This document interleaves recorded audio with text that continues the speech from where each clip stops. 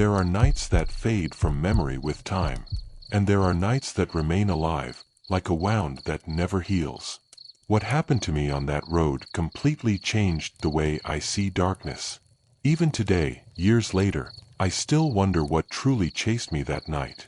And honestly, I'm not sure I want to know the answer. Back then, I used my bicycle for almost everything. I lived in a small rural town where public transportation was unreliable, especially at night. So I got used to riding home alone. It was a normal routine. So normal that I never imagined a simple ride would become the most terrifying experience of my life. That night, I was leaving a sports center around 10:30. While we were gathering our belongings and saying goodbye, someone commented on the moon. It was enormous, bright. It completely dominated the sky. A friend joked that nights like that always attracted strange things. Everyone laughed, including me. But a few hours later, that sentence would return to my mind in a deeply disturbing way. After saying goodbye to my friends, I got on my bicycle and started heading home. For the first few minutes, everything seemed normal.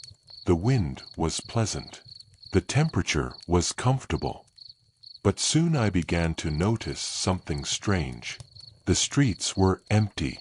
Unnaturally empty. No one walking.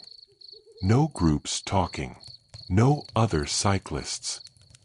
It was as if the entire town had vanished. I tried to ignore the feeling. Maybe it was just a coincidence. Maybe I was paying too much attention. I kept riding until I reached a road I always used as a shortcut. Without it, it would take me nearly 30 extra minutes to get home. And so late at night, I didn't want my mother to worry. So I turned onto that road without thinking twice. Today, I wish I had chosen the longer route. That road had always carried a strange atmosphere. Old trees lined both sides. The lighting was poor. In some sections, almost non-existent. And right in the middle stood an old convent surrounded by tall walls worn down by time. Even during the day, the place felt unsettling. At night, it seemed like something entirely different. Shortly before entering the road, a sudden gust of wind came out of nowhere. The treetops began to sway violently. I looked up at the sky. The clouds were moving fast. Very fast. Within seconds, they completely covered the moon. All the light disappeared, and darkness took over the road. I grabbed my flashlight. I always carried one for situations like that. I pressed the button. Nothing. I tried again. Nothing. I checked the batteries. Everything seemed normal. But the flashlight simply wouldn't work.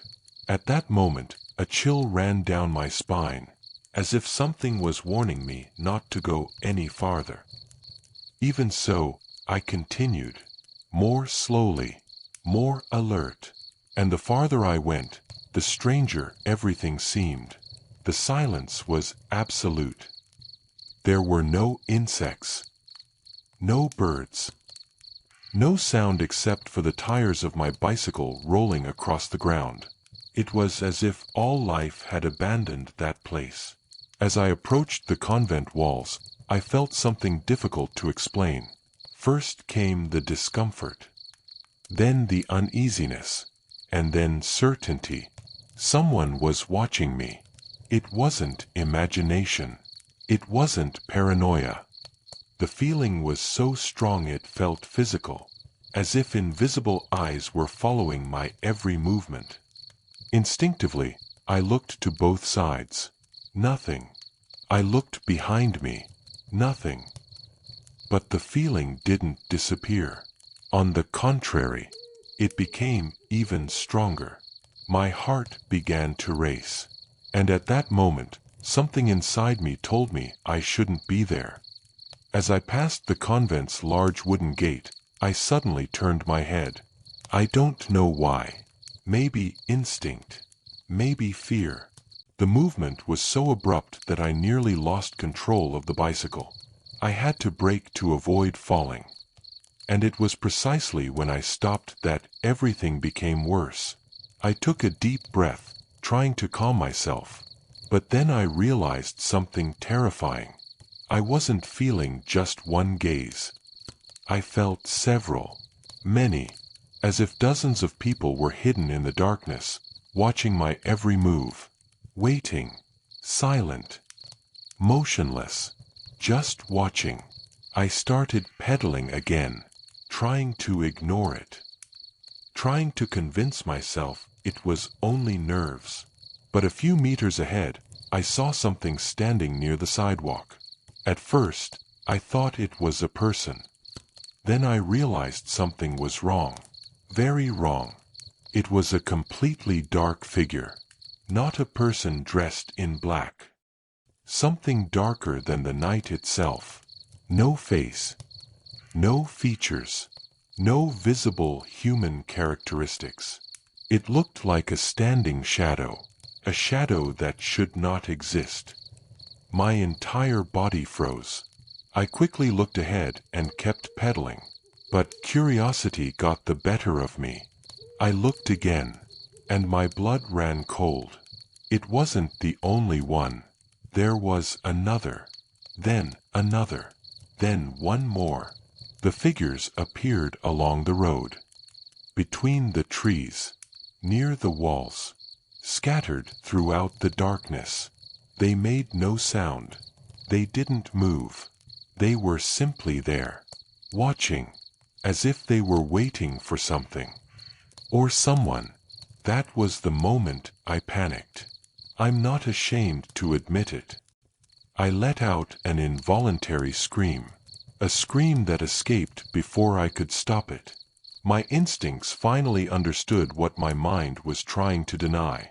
I was in danger. Then they began to move. Slowly. Without running. Without haste. But they were advancing toward me. There was no mistaking it. They were coming. And the faster I pedaled, the more the road seemed to stretch out before me, as if I would never be able to escape. I pedaled with every ounce of strength I had. My legs were burning. My chest ached. My breathing faltered. But I didn't dare stop. I didn't dare look back for long. Because I was afraid of what I might see. At last, I saw lights in the distance. I had never been so happy to see streetlights. I gathered every bit of energy I had left and pushed even harder. When I reached the illuminated area, I immediately looked back. The shadows were gone. All of them. As if they had never existed. I didn't waste time trying to understand. I kept riding until I got home. When I walked inside, my mother immediately realized something was wrong. She asked me what had happened. I tried to answer. But I started crying before I could even finish the first sentence. I told her everything. Every detail. Every sensation. Every figure I had seen on that road. My mother was deeply religious. Without wasting any time, she prayed, lit candles, and performed an old protection ritual she had learned from relatives many years earlier. Then she placed several eggs beneath my bed and told me to rest. The next morning, I thought it was all over. That maybe fear had confused my senses. But when we removed the eggs from beneath the bed, we found something impossible. The egg whites were unusually dark, and the yolks looked cooked, as if they had been boiled for hours. That was the moment I realized I might not have imagined any of it. Later, a family acquaintance who was knowledgeable about spiritual matters examined everything. He didn't provide any definitive answers, but he mentioned something I have never forgotten. According to him, some presences dwell in places where the darkness feels heavier, and sometimes, for reasons we do not understand, they notice when someone passes through. To this day, I say a prayer before crossing that road, because part of me still feels those eyes hidden among the trees, watching, waiting. And if there is one thing I learned that night, it is that not every darkness is empty.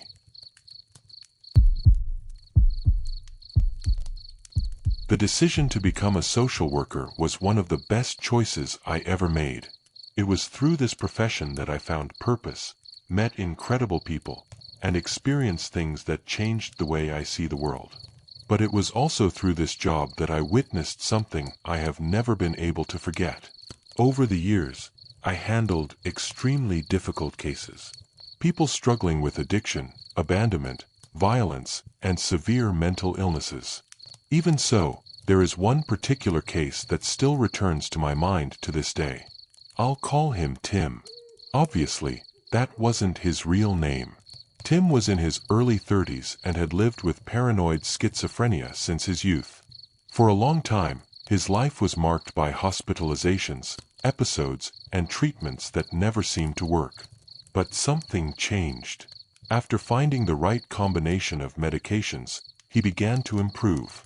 For the first time in many years, he was able to live alone in a small apartment, maintain a stable routine, and even work part-time at a library. That was precisely why I was assigned to him. Our professional relationship was calm. Tim was reserved, polite, and remarkably quiet. Sometimes it was even difficult to keep a conversation going because he only answered what was necessary, always after a few seconds of thought. He never appeared agitated. He never raised his voice. He never caused problems. That's why I was surprised when he failed to show up for a meeting we had scheduled. I stopped by his apartment that afternoon and knocked on the door several times. No answer. I called his cell phone. Nothing. At first, I assumed he had picked up an extra shift at the library. He had already explained to me that he avoided answering calls while working so as not to disturb the visitors. Even so, it didn't feel normal. I kept calling throughout the day. I sent messages. No response. As the hours passed, an uneasy feeling began to grow. I couldn't explain why, but something seemed wrong. That night, I went to bed believing I would have to inform my supervisors that Tim had missed our appointment and disappeared without explanation. But shortly after 6 o'clock the next morning, my phone rang. It was him. And it only took a few seconds for me to realize that something had changed. The voice on the other end of the line didn't sound like Tim. He was speaking far too quickly. His words tumbled over one another. There was a frantic energy in his voice that I had never heard before. When I asked where he had been and why he had disappeared, his answer was even stranger. According to Tim, he had made a discovery. An important discovery. Something so important that I needed to come to his apartment immediately. And for the first time since I had known him, it sounded as though he was afraid of running out of time. The problem was that I still had no idea what I was about to find behind that door. I explained to Tim that it would take me some time to get there. It was still very early, and I needed to get ready before leaving. I told him I would probably arrive between 7:30 and 8 in the morning. He agreed immediately, or at least he tried to, because even while agreeing, he kept talking non-stop. His voice carried an almost desperate anxiety. Before ending the call, I took the opportunity to remind him that he had missed an important meeting the previous day. If it happened again, I would be obligated to inform my supervisors. Normally, Tim would have been visibly worried about something like that. But that morning, he didn't seem to care at all. As if that problem had become insignificant in the face of something much bigger. All he kept repeating was the same thing. You need to come. Once you get here, you'll understand. I admit that the phone call left me unsettled. Even so, I assumed I was dealing with a relapse or some episode related to his condition. Nothing could have prepared me for what was coming. A little after 7:40, I pulled up in front of the building where Tim lived. The place was simple, quiet, and practically empty at that hour. I took the elevator and walked down the narrow hallway toward his apartment. Before I could even knock on the door, my phone rang. It was Tim. "Have you arrived yet?" His voice sounded low and nervous. I told him I had. Then I heard something strange, as if he were watching through the door while trying not to be seen. "Are you sure you're alone?" The question made me pause for a moment. "Yes, Tim. I'm alone." A brief silence followed. A heavy silence. Then I heard the sound of footsteps approaching slowly. But the door didn't open. First came another question. "No one followed you?" My discomfort grew. I answered no. A few more seconds passed. Finally, I heard the click of the lock. The door opened only a few inches. Just a crack. And behind it appeared an eye. Or rather, the only eye that still seemed to be working. Tim watched me for several seconds through that narrow opening. His breathing was uneven. The hand gripping the door was trembling. Then he said something that made my stomach tighten immediately. "Before you come in, you need to promise me you won't panic." I tried to laugh to ease the tension. I couldn't. There was something in the way he said it. Something that put every instinct I had on high alert. "That depends on what I'm going to find in there," I replied. He hesitated. For a moment, he seemed to reconsider, as if he were trying to decide whether or not he should show me. Then, without saying another word, he opened the door completely. And in that instant, I realized that something terrible had happened. The upper half of his head was covered in makeshift bandages. Bandages soaked with dried blood. A huge dark stain covered part of his face, and one side appeared sunken beneath the wrappings. My mind immediately searched for rational explanations.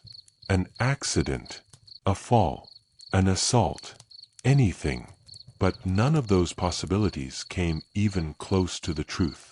And I would discover that only a few minutes later. As soon as I saw Tim's condition, everything else stopped mattering. The missed appointment, the unanswered calls, the strange conversation from that morning. None of it seemed relevant compared to the amount of blood I was seeing. My first reaction was to ask what had happened. My second was to tell him we needed to go to a hospital immediately. But Tim showed no sense of urgency. Quite the opposite. He seemed excited, proud, even, like someone about to reveal a great achievement. "First, I need to show you something." The way he said it made me even more nervous. I tried insisting again about the hospital. He refused. Said it would take less than a minute. Just 1 minute. Then we could leave. Against my better judgment, I agreed. I thought that perhaps showing me something was the only way to convince him to seek medical attention. Tim disappeared into another room for a few moments. I believe it was the bathroom. I remained standing near the entrance, observing the apartment. The curtains were completely closed. The air felt stuffy. There were dirty dishes left on a table and several food wrappers scattered across the floor. But what caught my attention the most was the feeling that someone had spent the entire night awake in that place, as if Tim had been on constant alert. Then he returned. He was holding a small glass object in his hands. It looked like an ashtray, or something similar. At first glance, I didn't understand why it was so important. But as he approached, I began noticing dark stains spread across the container. Blood. A lot of blood. My heart immediately began to race. Even so, I still couldn't understand. Until Tim raised the object to face level, like a child showing off a prize. And I finally saw what was inside. For a second, my mind simply refused to process the information, as if it were too impossible to exist. Then reality hit me, and I felt every drop of blood in my body turn to ice. Inside that container were 2 human eyes. Tim's eyes. Bloody. covered with tiny fragments of tissue still attached to the edges. For a moment, I was certain I was going to vomit. My entire body recoiled automatically. But that wasn't the worst part. The worst part was his expression. Tim was smiling. Not a nervous smile. Not a smile of shock. It was a genuine smile. A smile of happiness. Of relief. As if he had just solved the greatest problem of his life. I will never forget that image. The silent apartment. The metallic smell of blood. That small container in his hands. And the smile. Especially the smile. Because in that moment, I realized Tim didn't believe he had hurt himself. He believed he had defeated something. That was when he began explaining the reason for everything. And what I heard next was even more disturbing than the scene before my eyes. For several seconds, I couldn't say a single word. My mind seemed trapped between two urgent needs. The first was to run. The second was to keep Tim calm. As horrifying as the situation was, I knew panicking could make everything worse. So I took a deep breath and tried to speak as calmly as possible. Tim, what happened? He pressed the container against his chest and took a step toward me. He didn't seem aggressive. He seemed relieved. Like someone who could finally share a secret he had carried for a very long time. I found them. The words came out almost as a whisper. Found who? Tim's eye lit up. Or rather, the only eye still visible beneath the bandages. The ones who were watching me. A chill ran down my spine. He kept talking. The words poured out quickly, stumbling over one another, as if he were desperate to let everything out. According to Tim, it hadn't started that night. It had been going on for weeks. Maybe months. He said he could feel presences watching his every move. First in the streets. Then at work. Later, inside his own apartment. At first, he believed it was only paranoia. Something caused by his illness. But according to him, the signs had become more and more obvious. He swore he could see motionless shadows standing in the corners of rooms. Figures that vanished whenever he tried looking directly at them. Strange reflections in mirrors. Silhouettes behind windows during the middle of the night. Up to that point, everything sounded consistent with a severe psychotic episode. But then he said something that unsettled me. Something different. They weren't watching me from outside. His voice became lower. More serious. They were looking through my eyes. I froze. Tim pointed toward his bandaged head. I realized it yesterday. Then I understood. They had put something inside me. Something that created a connection. A path. A doorway. As he spoke, his conviction was terrifying. There was no doubt in his voice. No sign that he believed he was delusional. To him, it was as real as the floor beneath our feet. When I tore my eyes out, the connection was broken. He smiled again. They can't find me anymore. At that moment, I became certain I was witnessing a severe psychotic breakdown. But I also realized something important. Tim was calm. Strangely calm. The sense of persecution that had consumed him seemed to have vanished after the horrific act he had committed. It was as if he truly believed he had escaped something. I needed to be careful. Any direct confrontation could make him panic. And someone in that state could become unpredictable. So I did the only thing that seemed sensible. I told him that I believed he needed to be examined by doctors. That if he had truly broken this connection, there was no reason to remain there. For the first time since I arrived, Tim agreed immediately. But before we left, he made a strange request. A request that, at the time, I dismissed as just another delusion. Years later, however, I still find myself remembering the exact words he said. because there was something about them that still gives me chills to this day. We need to leave now, before they realize I've gone. I didn't argue. At that moment, my only goal was to get Tim into a hospital as quickly as possible. I helped him out of the apartment, and we walked down the hallway toward the elevator. Throughout the entire walk, he kept his head lowered. He seemed to be listening to sounds that I couldn't hear. Several times, he glanced over his shoulder, as if expecting someone to appear behind us. The building was completely silent. There was no one in the hallways. Even so, the fear written across his face was real. When we reached the parking lot, I assumed he would simply get into the car. But Tim stopped abruptly. His entire body stiffened. He carefully scanned his surroundings. The apartment windows, the parked cars, the empty balconies, any place where someone might be hiding. Then he turned toward me. "I can't sit in the front." "What? They can see me." The words came out so naturally that they sent another chill through me. I asked who, but he only shook his head, as if mentioning his pursuers was dangerous. Seconds later, he opened the rear door of the vehicle and practically threw himself onto the back seat. He lay down completely, trying to keep his body below the level of the windows, like someone hiding from a sniper, or from something far worse. Throughout the drive to the hospital, I kept watching him through the rearview mirror.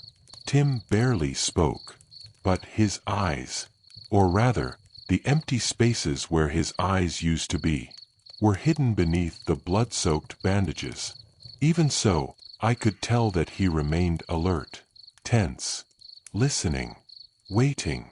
Sometimes he murmured phrases that I couldn't understand. Other times, he seemed to hold his breath for several seconds, as if he were trying not to be detected. The entire situation was heartbreaking. I had known Tim long enough to understand how hard he had fought to rebuild his life. And now, everything seemed to be falling apart right in front of me. When we finally arrived at the hospital, I felt an enormous sense of relief. Staff members quickly appeared with a wheelchair. I explained only what was necessary. Severe injury, possible psychiatric crisis, immediate medical attention required. As the professionals wheeled him inside, I noticed that Tim remained surprisingly calm. He didn't resist. He didn't scream. He showed no aggression. It was almost as if he truly believed he was finally safe. Before disappearing down the emergency room hallway, he turned his head toward me and said something that left me speechless. "Thank you for believing me." Those words struck me unexpectedly, because I didn't believe him, at least not in what he claimed to have seen. But I did believe that his fear was real. The pain was real, and the consequences of that terrible belief were literally carved into his own body. After the doctors took over his case, I pulled a nurse aside and explained everything that had happened. Who I was, Tim's history, the self-mutilation, the delusions. The nurse listened carefully, then assured me that he would receive the care he needed. At that moment, I thought the worst was over. I was wrong. Because what affected me the most about this entire experience wasn't finding Tim inside that apartment. Not even the horrifying sight of that container. It was realizing something far more painful. Something I only understood after I finally sat alone inside my car. And all the adrenaline began to fade. As soon as I closed the car door, my hands started shaking. For several seconds, I simply stared at the windshield, trying to process everything that had happened. Then the tears came, and they weren't for me. During those minutes inside the apartment, I genuinely believed I was in danger. Anyone would have thought the same. But that fear faded quickly. What truly devastated me was something else. Tim believed he had saved his own life. He couldn't see what we saw. He couldn't understand the horror of what he had done. In his mind, he had defeated something, escaped an invisible threat, one of freedom he had been fighting for months. And sooner or later, reality would catch up with him. Sooner or later, he would understand that he had torn out his own eyes. That was the part that broke my heart. In the months that followed, Tim was transferred to a specialized psychiatric facility in another region. I received occasional updates through phone calls. His voice sounded calmer, more like the Tim I had known. He thanked me repeatedly for helping him that day. He said the doctors were taking care of him, that recovery would be long, but that he was getting better. Over time, the calls became less frequent, until they stopped altogether. Sometime later, I contacted the facility to ask how he was doing. That was when I learned that he had been discharged. According to the doctors, his condition had improved significantly. So much so that he no longer required supervision after leaving the unit. I was happy, truly happy, but I also felt an unexpected sadness, because I realized I would probably never speak to him again. I asked if they knew where he had gone. No one could answer. Tim had simply moved on with his life, disappeared, and I never heard from him again. To this day, I still catch myself thinking about him. I hope he found peace. I hope he managed to rebuild his life. But there is one specific memory that continues to haunt me. It isn't the blood, nor the bandages, not even the container he was holding. It's that smile. The smile of someone who truly believed he had escaped something terrible. And a small part of me still wonders, what exactly did Tim believe he was seeing? Because to him, it was real. And perhaps that is the most frightening part of this entire story. If you enjoy disturbing accounts and horror stories inspired by unexplained events, subscribe to the channel so you don't miss future videos. If this story kept you hooked until the very end, leave a like. It really helps the channel continue bringing new tales. Do you believe Tim was simply experiencing a psychotic episode, or do you think it's possible that he truly believed he was being watched by something no one else could see?